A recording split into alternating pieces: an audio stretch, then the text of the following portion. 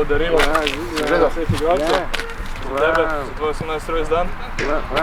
Sve najbolje.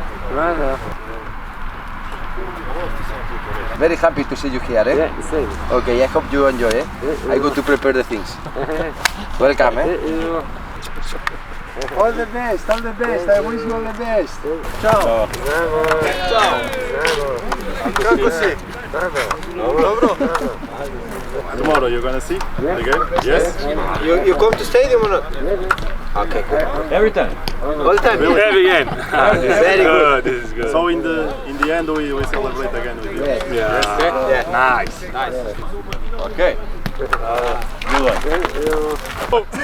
Thank you very much.